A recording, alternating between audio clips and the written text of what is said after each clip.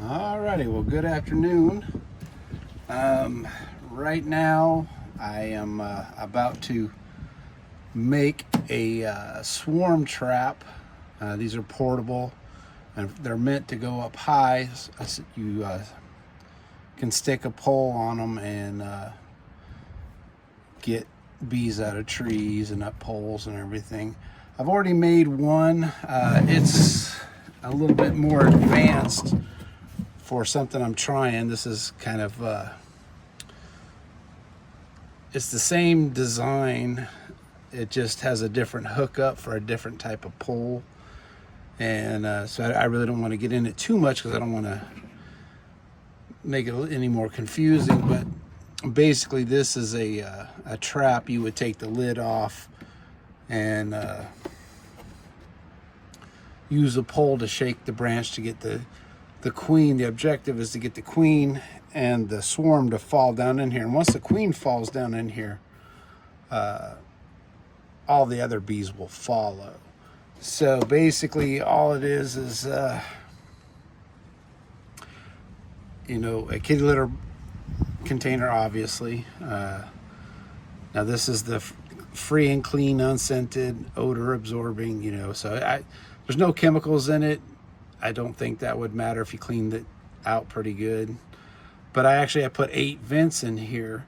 I'm copying one that I'd seen, a friend of mine had, and it just only had a few vents in it.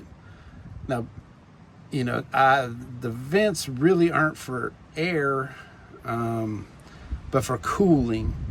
And so I just doubled everywhere I seen a vent. And I didn't put too many. Basically, I put 8 vents. I put 2 on each side, two on the top and 2 on the bottom. Now I didn't put any on the broad side of the box because these are going to get filled with bees, and I'm going to stick them in the back of my truck and bring them home. Now I'm going to make 3 of them.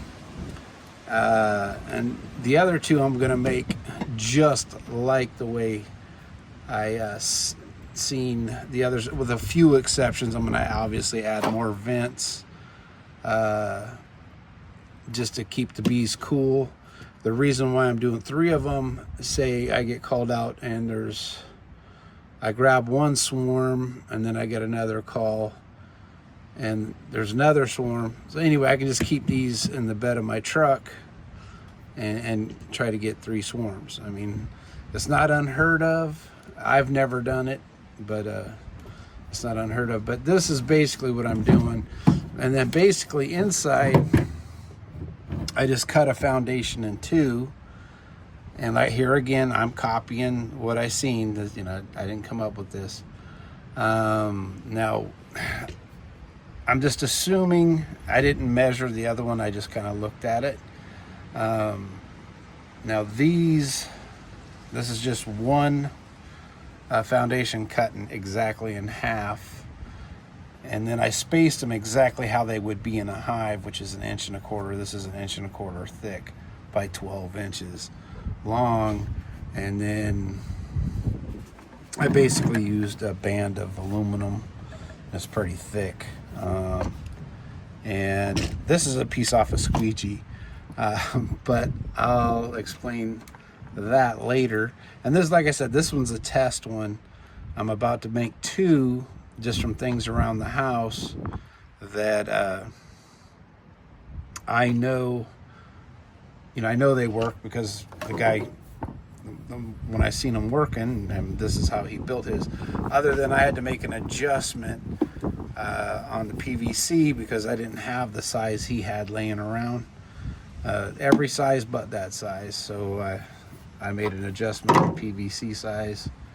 And so anyway, I am just gonna do a video and show you how I make them, just in case anybody else wants to make one. And the materials that I use, the tools, and all that stuff. Alrighty, well, the tools you're gonna need to put the swarm trap together is gonna be a nut driver, with a hex head or a Phillips head, whatever style head your screws have. Now I'm having to use two. I'm wanting to get rid of these 2-inch Phillips heads. I've had them for years and years and years, and I switched over to hex heads. So I have two different heads. I'm going to use the Phillips head on these 2-inch screws, and the Torx head on the two Torx 2.5-inch screws. But anyway, you're going to need a drill. You're going to need a 2-inch hole saw, a tape measure, a slide rule,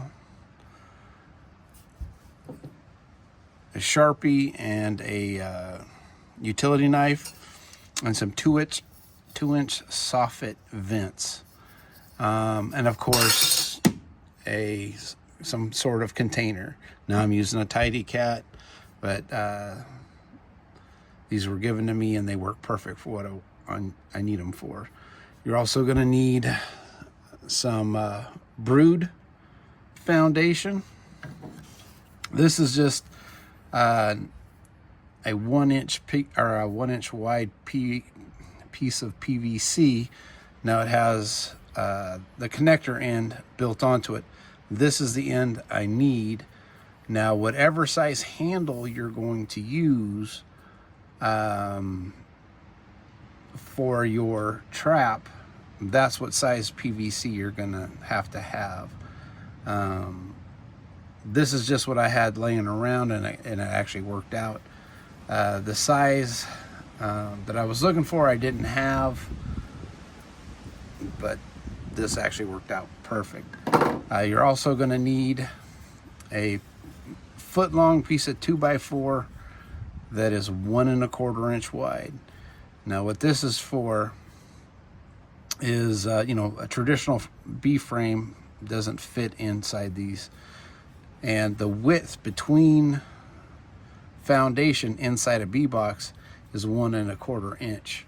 So I cut these a 1 1/4 inch, and I'm going to just screw a half of this on each side, so it will actually emulate the inside of a bee box. And basically that's just so the queen has a place to hide, once you get the swarm in there, and it gives them a place to kind of chill out and relax till you get them home and get them in your hive. Anyway, you're going to need a small screwdriver or maybe a little punch, because once you get these soffit vents in, there's these little keepers that keep it from popping back out, that you need to expand those keepers, and that's what this is for, this little screwdriver. Anyway, I'm going to get to it. So basically, let me get this out of the way, and all you're going to do is, this step is, you're going to mark where you want your vents, and you're going to use your Sharpie to mark where you want them, so that you can put,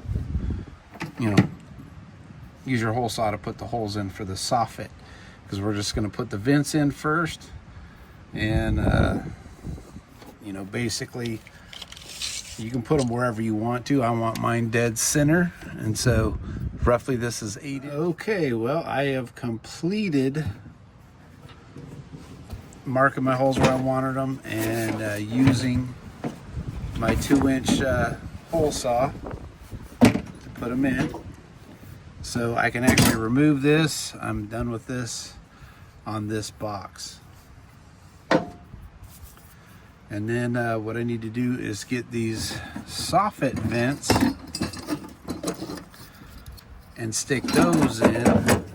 Now, because my hole saw is a little smaller than the back side of this vent, it takes a little bit of effort to push them in, which is a good thing. So I'm going to get all these pushed in, and I'll be right back. All right, now that you've got all your vents in, you need to go ahead and take your little screwdriver or little tool and bend out the little keepers. You'll see keepers. There's one right here. I've already bent out the ones on the lid. I'm going to go ahead and do the rest of them. Make sure those don't pop out. All right, with your box now complete with all the vents in it, now you need to start working on the insides. So basically we need to measure this and go exactly in half. So we've got 16 3/4, so 8 3/8, and let's see here. I will go ahead and 8 3/8. Let me see here.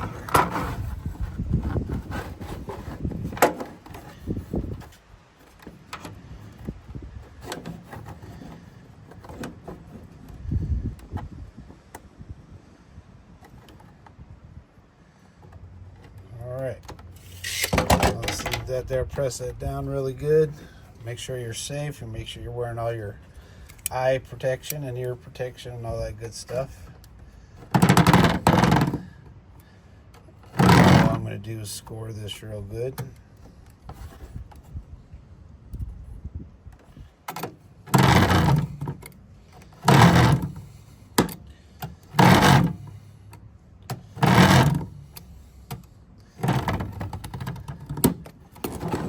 With that scored, that should just snap right in half. But it's not, so I don't want to break it, so I'm going to score it some more. All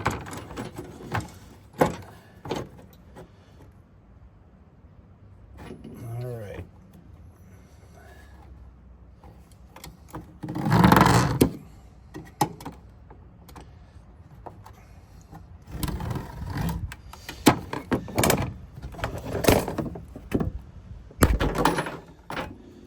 All right, now with these two halves, I will screw them down to this, and I want to make sure that I'm using, now on mine, this is 1 3/4, and this is 1 1/4, so I want to make sure I'm screwing this to the 1 3/4 side. And I'm also wanting to make sure, I got to switch out heads on my things. I'm actually just using regular old sheetrock screws on this.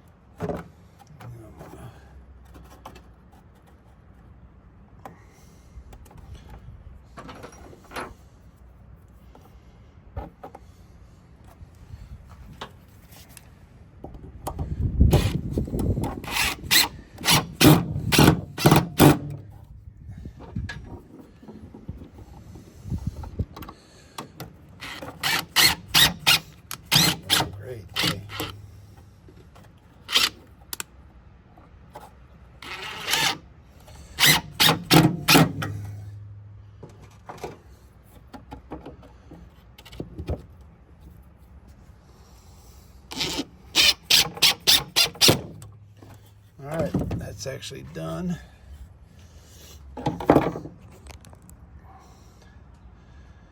So I will actually move it up to go on here.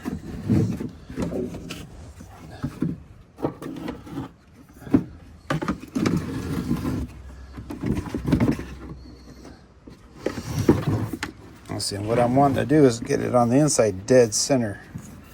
So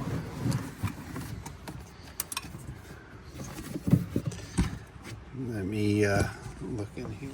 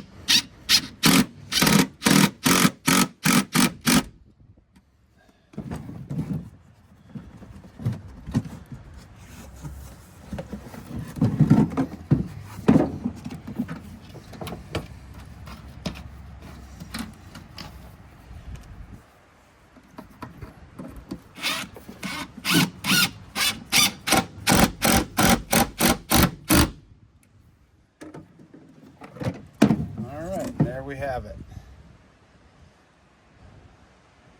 The insides are in. It is done. Now, the reason why the PVC. Let me see. It's kind of hard to film. So, all right. Well, it's about time for me to get my tools put away. But I just wanted to show you. Now, with the PVC. Now it works with both poles I have. This one is a real heavy duty pole. It's about 6 feet long, but it extends up to about 10. But see, it's on there, and it is doing pretty good. This one, I've never tried it on here. No, it doesn't fit, so I can't use this pole on that one. But that one's actually designed for a very specific thing. Now I have a 24-foot pole here that it will go in, and as I press this button and it'll actually go in that far, and I can use this bucket this way, this trap. But what I didn't like is this. Now that's convenient, especially if you're by yourself. You can easily get the bucket off when it's full of bees. But I didn't like the lack of control. So what I did is I built this one, like I said, a squeegee and this strap, and I can put this in here. I drilled that little hole there, and it should pop in. So now it's fixed, and then I can take this little strap, and on my next one I'm going to make that little strap a little bit longer, but I can tighten it down, cinch it up pretty good, and see, now I have control. I can maneuver the bucket, and that's what I was hoping for. So anyway, I'll be still working on these and trying to make them